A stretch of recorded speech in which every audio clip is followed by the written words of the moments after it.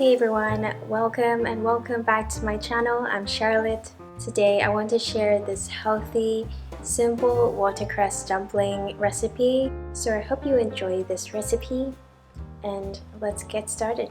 I'm starting with a bunch of watercress. I've cut off the tougher stems at the bottom as they're more difficult to eat, and here I'm putting some salt on the leaves and I'm going to massage it into the leaves and leave it for 15 minutes so it draws out the water and some of the bitterness. I'm going to prepare some aromatics. Here I'm mincing up some garlic as well as some ginger.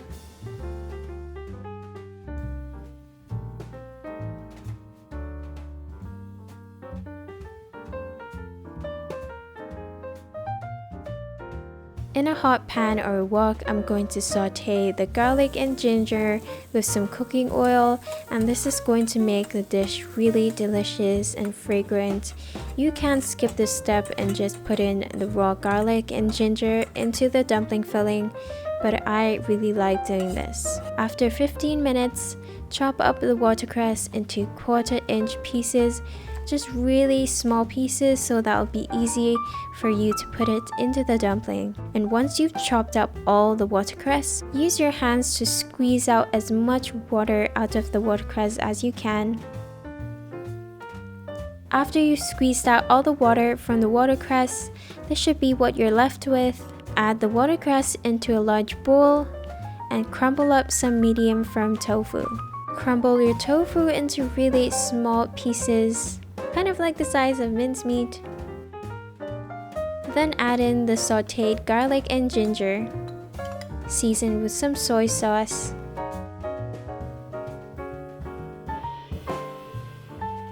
white pepper, Chinese cooking wine, a dash of toasted sesame oil, some mushroom seasoning. Then toss and combine it really well. Here I'm going to use some store-bought dumpling or gyoza wrappers. These were pretty easy for me to find, but you can definitely make your own. I'm going to make a really simple dumpling. I'm making 2 pleats on both sides, or you can just press both sides together. You don't have to do the pleats. Just make sure you press it really well so that it doesn't open when we're boiling them. So in the same pot that I sauteed the garlic and ginger, I'm going to make the simple clear soup. Add some water into a pot with some soy sauce and mushroom seasoning, and it's done. Now it's time to cook the dumplings. I'm adding some water into a pot, and when it comes to a boil, I'm adding all the dumplings. You'll know when it's done when the skin becomes translucent and they've become bigger in size.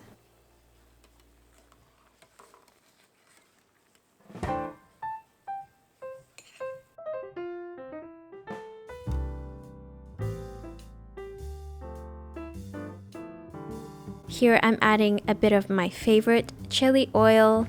This is optional, but it makes it so delicious. These tasted really delicious. However, the watercress tasted a little bit more bitter than I expected. I think this really varies depending on the watercress that you've bought. So I actually made a watercress tofu soup with the rest of the dumpling filling, and you can do that as well, and it tasted really delicious. Thank you so much for watching this video all the way to the end. I hope you enjoyed this recipe. If you want to check out another dumpling recipe, I will link it right here. I'll see you very soon in my next video, so take care.